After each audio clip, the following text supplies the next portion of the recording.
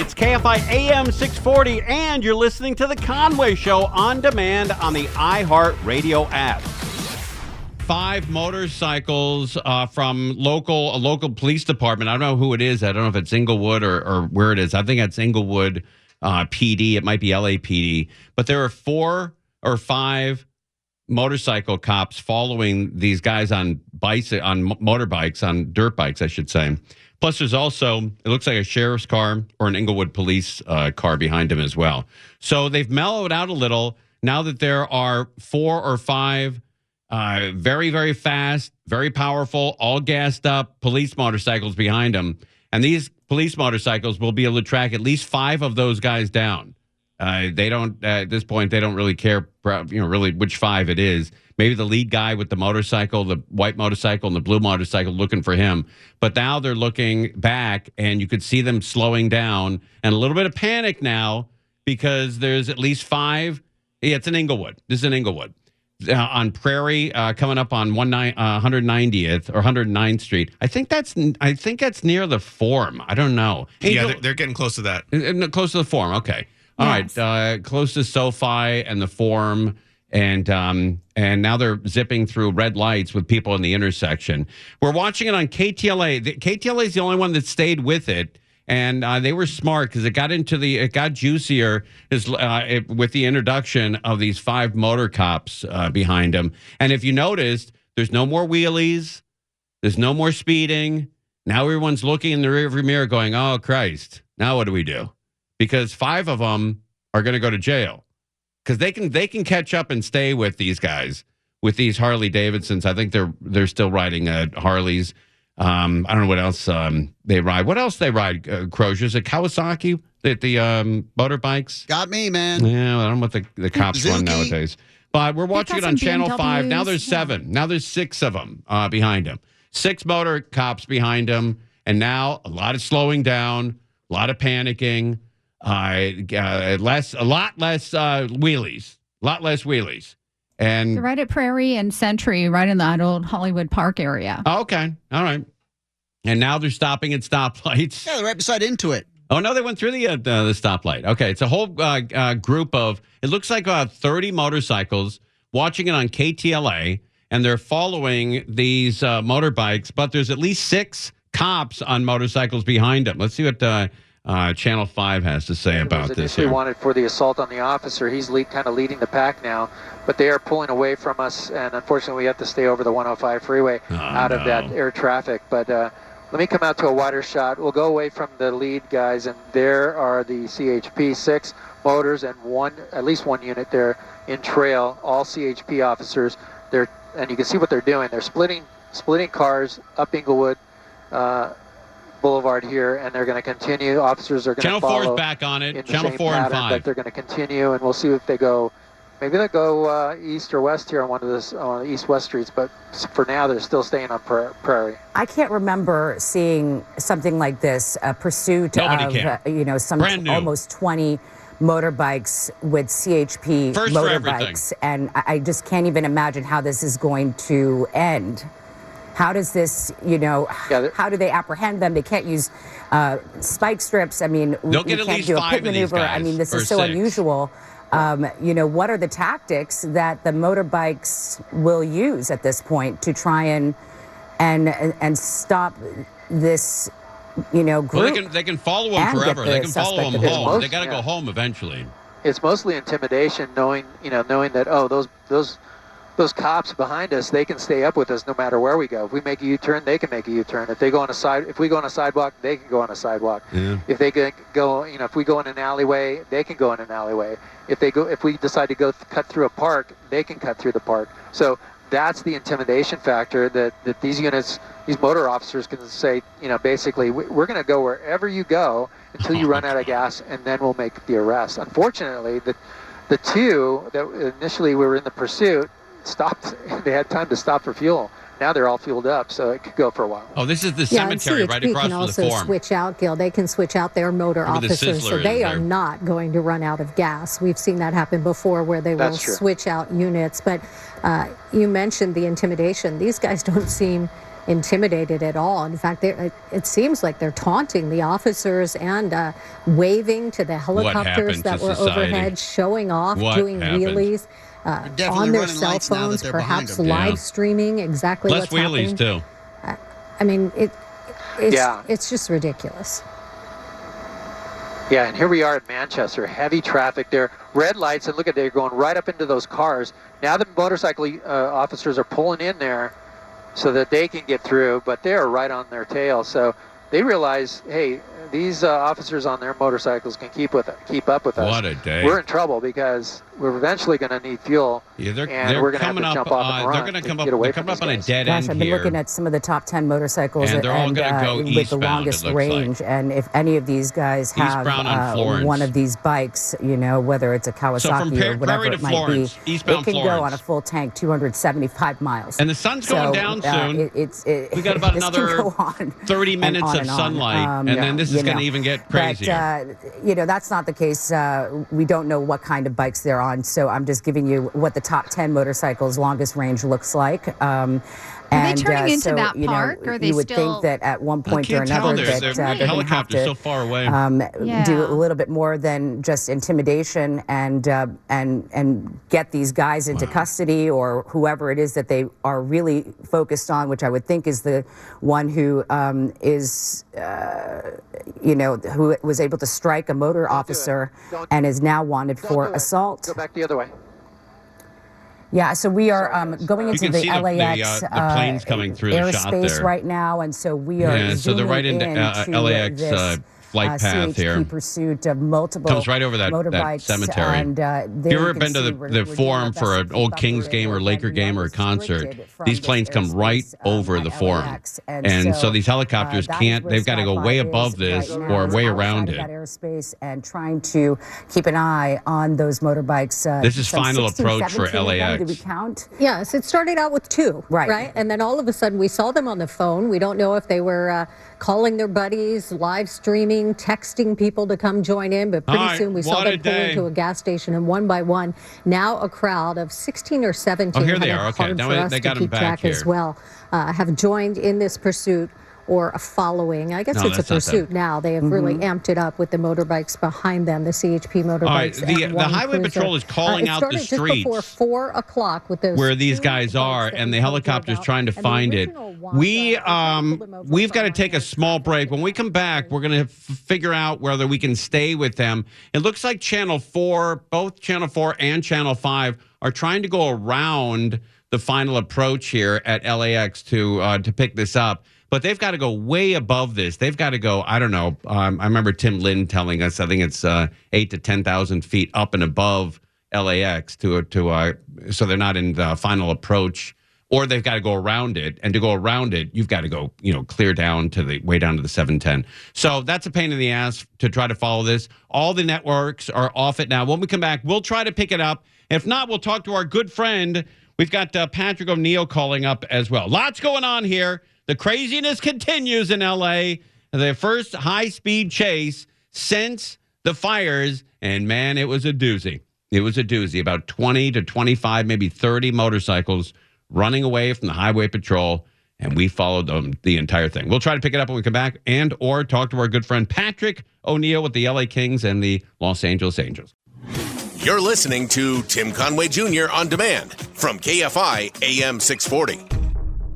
Ladies and gentlemen, the guy works with the Angels and the Kings. I've been watching him for years and years and years. I ran into him at Staples Center, which is now, I don't know, Qualcomm or Ditto.com or what is it now, Croge?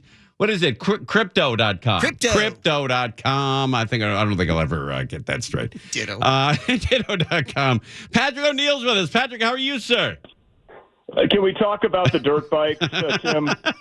Do we have to talk about the house burning down? I have never seen anything like this. I've been covering chases for 30 years, and before that, before radio, just watching them. I've never seen anything like that. And you? By the way, it looks like the police pulled back. Oh, they did? Cops pulled back? Yeah. Okay. All right. I think they're going to get them at Crypto.com arena, Tim. That's where they're going to catch them. I gotta apologize to you. I got a great story for you. So 2 years ago, I said to Sharon Bellio, I said, hey, I watch this guy every night, this Patrick O Neal. I love the Kings, a big Kings fan. I live and die with the Kings. My first game, 1969, 1970, 43 years of nothing but crap. And, Jay Wells, Butch Goring, the whole run, and, Tiger Williams coming down from Vancouver, and watching, a horrible season after horrible season. In 1988, when Kirk Gibson hits the home run at Dodger Stadium, I was at the King game watching Philadelphia beat the hell out of him. And so I said, hey, can you try to get Patrick O Neal on? She said, yeah, sure. She gets a phone number for Patrick O Neal, and she texts Patrick O Neal and said, hey, you want to come on? And we'd love to talk to you about the Kings. He says, oh, I'm not really a big Kings fan. I mean, I watch this sport every once in a while, but I'm not your guy. And she thought that was kind of odd. And then she said, recently, she texted him again, hey, what about, your family house? I'm so sorry for it. And Patrick O Neal said, I've been living in New York for 8 years. I'm not really sure what you mean. She's been texting the Patrick O Neal who owns Hot Rod Charlie, who ran in the Kentucky Derby for 2 years. She must have thought, I've known Sharon from way back. She said, God, Patrick O Neal has turned into such a jerk. God. So when I ran into you at the stadium, I'm like, hey, I know you don't know anything about hockey. And you're like, why? I do the Kings every night. I know every player in the NHL. I don't know if I said I don't know every player in the NHL, but it is my 20th year. And I would never turn you down because I got my lucky break in radio. I love radio. Big fan of yours. And I think I'm going to have to Venmo you after this call because of the therapy session. Buddy, I am such a big Kings fan. I love this team. I love when they took Brown's number and retired it. I thought that was such a moving speech, and all the guys that came back from those teams in 2012 and 2014. Man, and then Bob Miller, getting to know him. It's just such a great organization, and everybody's such a personable guy with the Kings. There's not a single snob or a-hole or ego in the entire organization. It's a great organization. They've been so kind to me. My dad's house burning down, reaching out. They're awesome. When you went to that Philly game in '88, that was the year before Gretzky got there. So let's just be clear. Right. Once Gretzky got there in '88, '89, things turned around. And let's not blow past like the miracle on Manchester. I was there. And like the 19. You said it was 43 years of garbage. I just want to say that there were some good teams. Okay, 43 years without a cup. 43 years with we'll get them next year. But man, when they won, I never imagined the Kings would win the Stanley Cup, and then to win it 2 out of 3 years was unimaginable. The best, absolutely the best. So much fun, and just but right now, I mean, they haven't won a playoff series since 2014. So let hopefully this is the year they can pull together and get a win tonight in Vancouver. I hope so. My buddies who are also Kings fans, we always talk about the February slide, like 7 straight road games, and they lose like 6, 7, like, oh, here we go. But this team looks great. They're not number one on any of the charts, but they still grind every single game. They got some great goaltending now. I love, the way Kempe's playing. I mean, it's just it's a really solid team. Kopitar, 19th year, 2 penalty minutes. They are number 1 in goals against, so that they've been stingy. Either get the power play going, the PK is better, and hopefully they get going here, get some points. I mean, the division, the Pacific's tough, Tim. Right? I mean, you got Vegas can't lose, and Edmonton. Can we say we hate Edmonton? Hate the Edmonton Oilers for 3 years. So, and we're going to face them again. You just know. One of the most pleasurable things, I can't stand the Sharks. I just never got, I always hated that team with everybody else in the division. But to watch the Kings go down 0-3 in the playoffs and come back and beat them 4 straight was one of the most pleasurable things I've ever had happen in my life. Yeah, that was incredible. And all those, because in 12, they went up 3-0 in every series. And then in 14, they had to grind in these 7-game series. And then to beat Chicago in Game 7. Yeah, that was, they're 2 different ways that they won the Cup. 14 was just remarkable. The 4th team ever to come back from 0-3, to go up 2-0 on Anaheim, and then fall back 3-2, and then come back and win at 7. And then the Chicago series, double overtime, was insane. And then New York series was a great series. I was on my way to Malibu, right, to see the destruction of my father's house. And I'm using my Kings media pass, right, to get down there. I got down there the day of, and it was tough to get through. I mean, I was doing reports and stuff.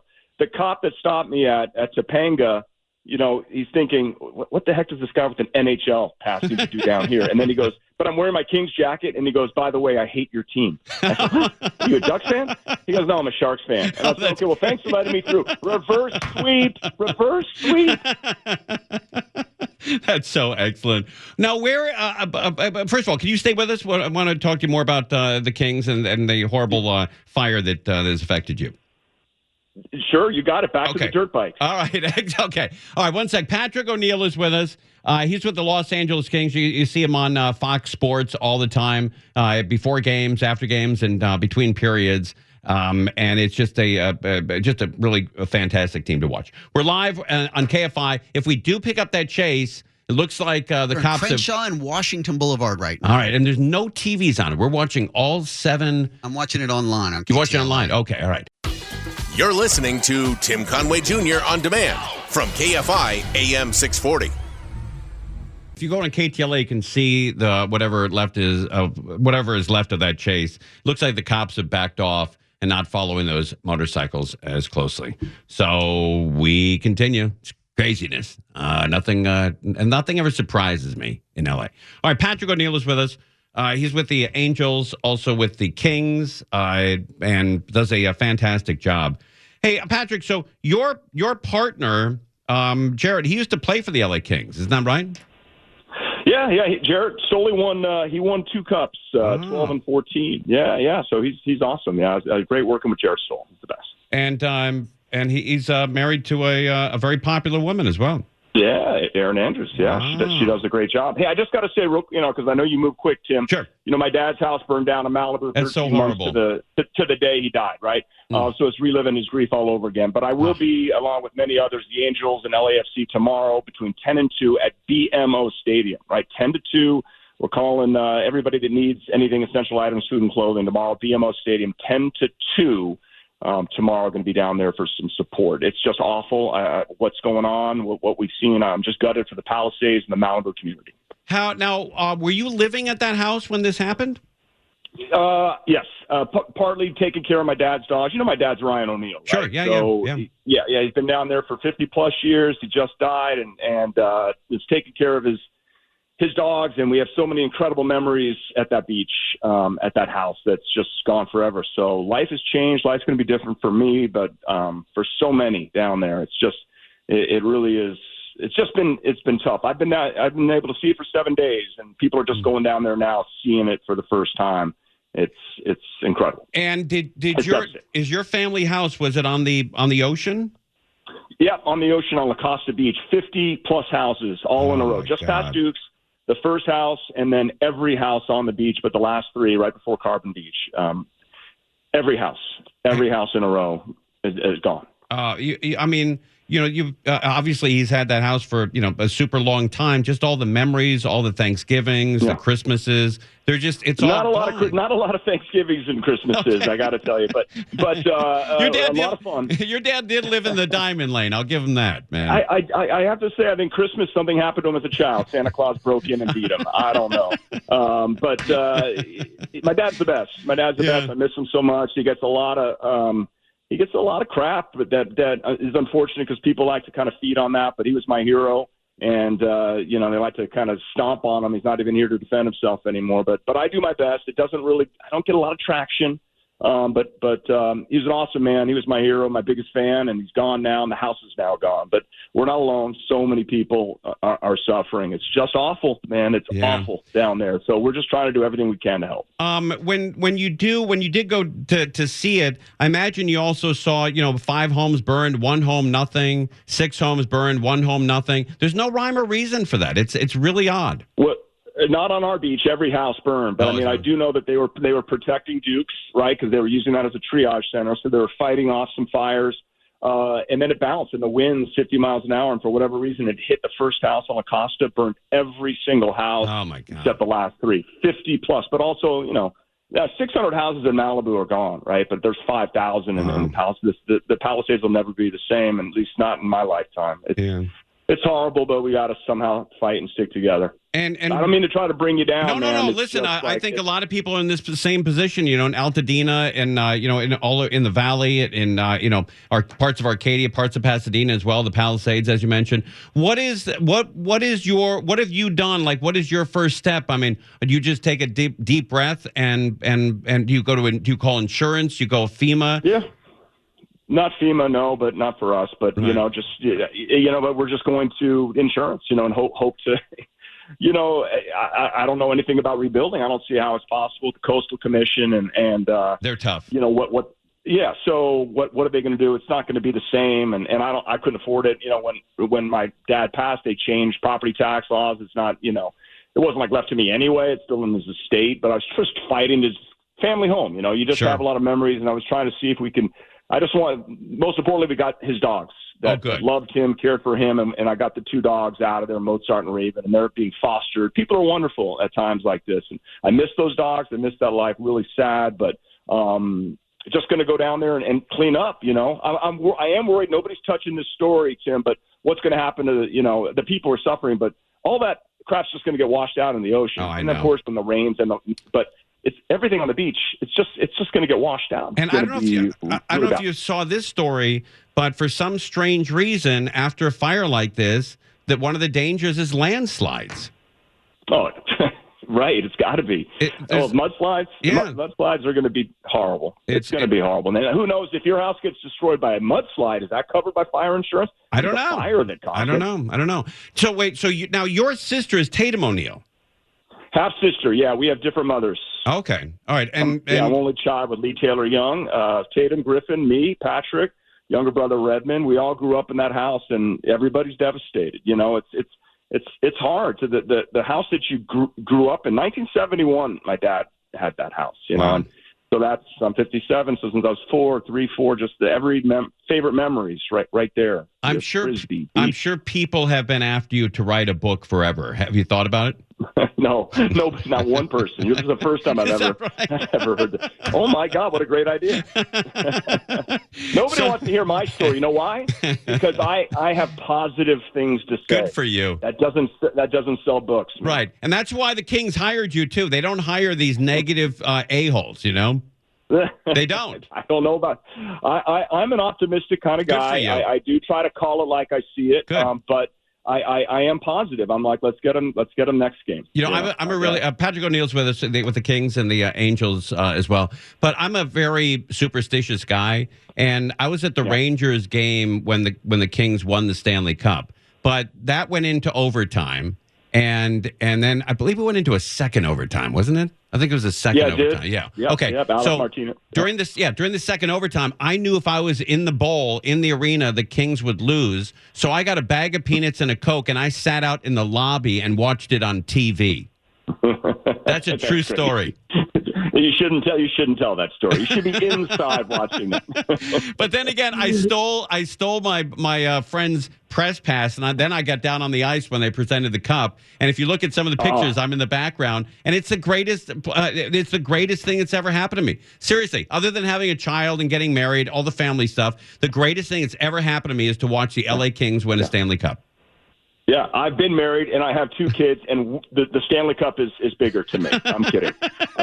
No, you're right. It's a big deal. You're right. No, people don't realize if you're a hockey fan, like in the for the Kings, like the true diehards. When they won that Stanley Cup in 12, you're crying like a baby. And I got to say, when Adrian Kempe just said they won a game in Winnipeg, right, and they did the whole dedication to the Fire that Foxy's crying on air, he's mentioning my name. When Kempe won it, I started to cry. I cried. Like, come on, Pat, pull it together. The first Kings Stanley Cup ended up costing me, I think, $3,800 because every single game I would bet against the Kings, knowing that I would lose the bet, but they would win the game. Talk about hedging. I bought the Stanley Cup, and I don't see my name anywhere on it, by the way. No, some bookies got your name on a Stanley Cup, though. That's right. So the Kings play tonight, I believe, or is it tonight? They're in Vancouver. Yeah, they're in Vancouver tonight. Yeah, so I think so. I'm not covering these.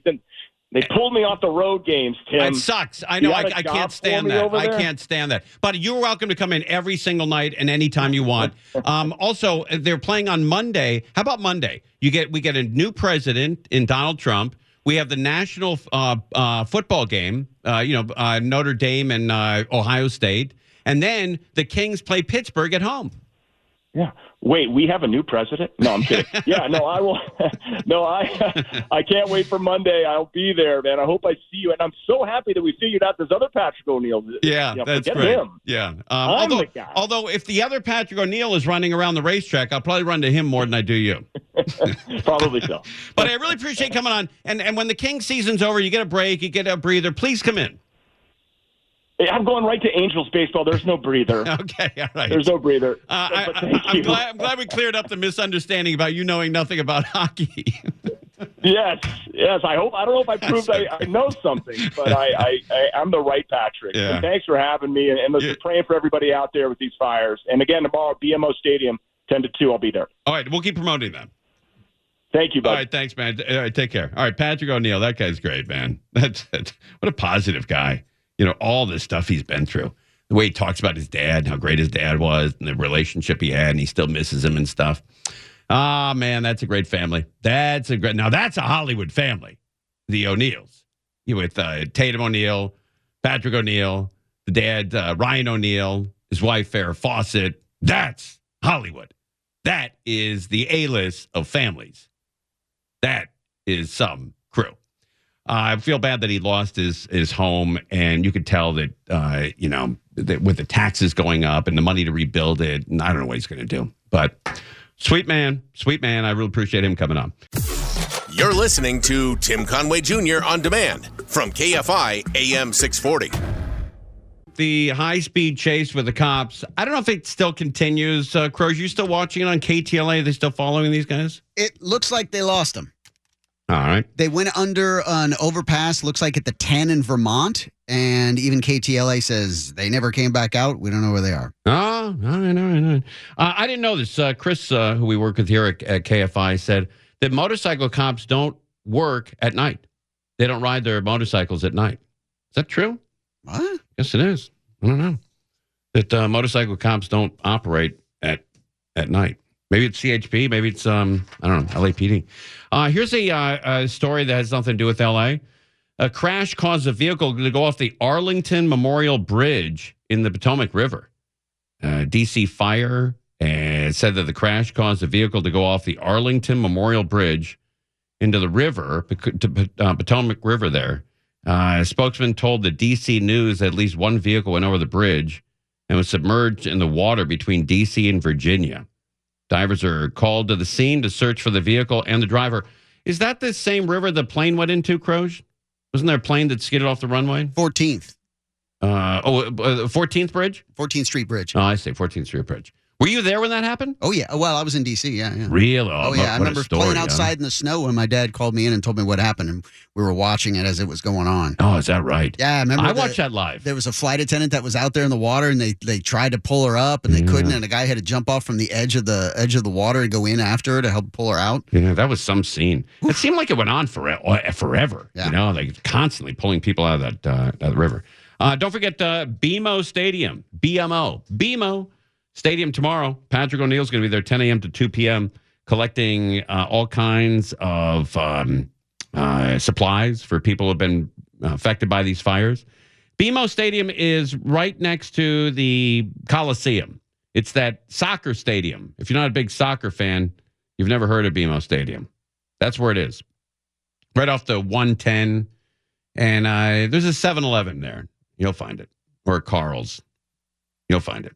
Right off the 110 freeway, off of Martin Luther King Jr. Boulevard. So get out there tomorrow from 10 a.m. to 2 p.m.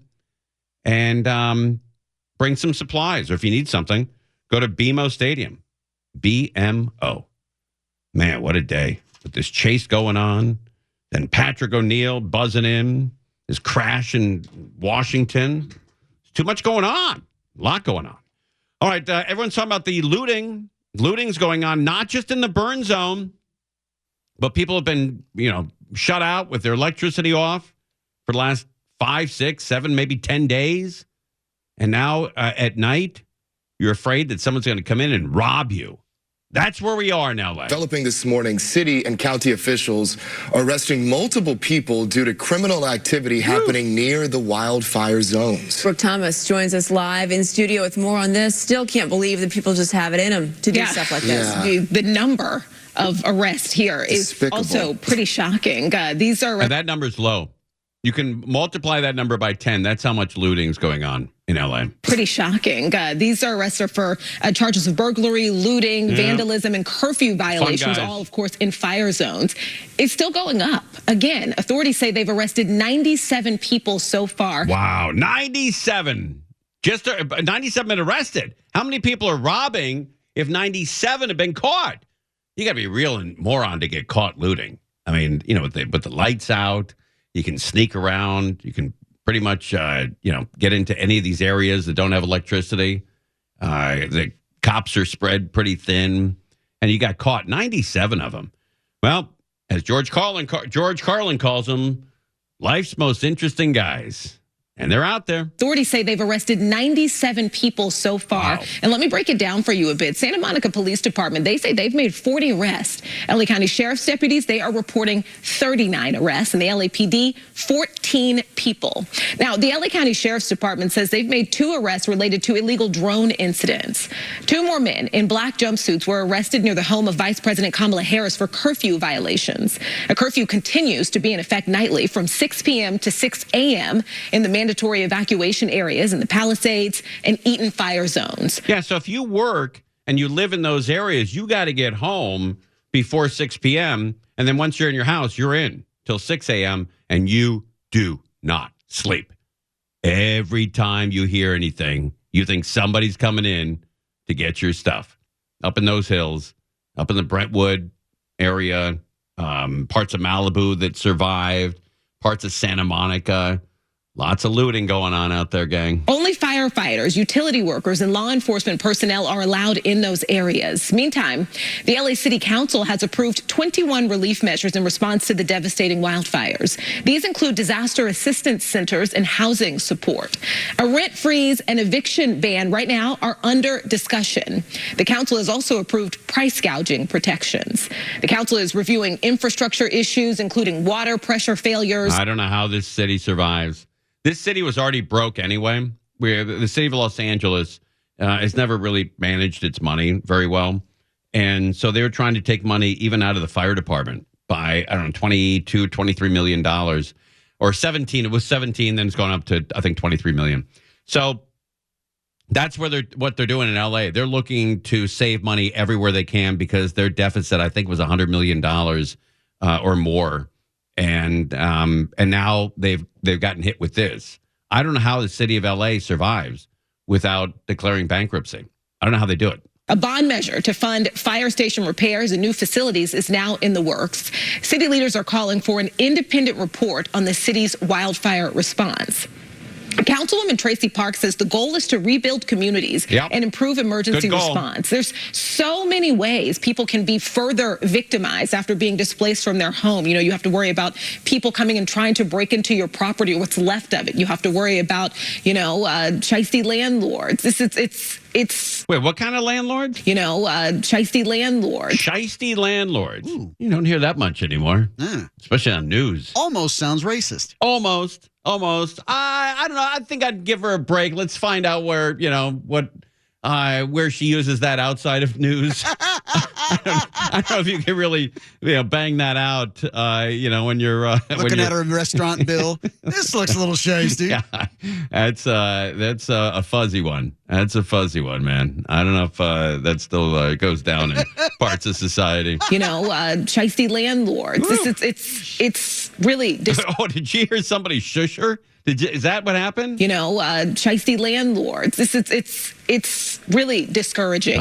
And one thing I wanted to note is we're talking about those illegal drones. You see a lot of viral videos, and your immediate focus, of course, is a look at the devastation. But right. Yeah, well, there's drunk Irish out there, and the white trash out there, and the shiesty lawyers, ding dong. Were they the Wild Wild West? We've gone back like 100 years in L.A. in the last 10 days. God almighty. With the high speed, the motorcycles running away from the cops. Unbelievable. It's a wild, wild part of this country right now. Just strange. Strange. I don't know how we got here, but man, it's different. It is different. We're live. We'll do another hour when we come back on KFI AM 640. Conway Show on demand on the iHeartRadio app. Now, you can always hear us live on KFI AM 640, 4 to 7 p.m. Monday through Friday, and anytime on demand on the iHeartRadio app.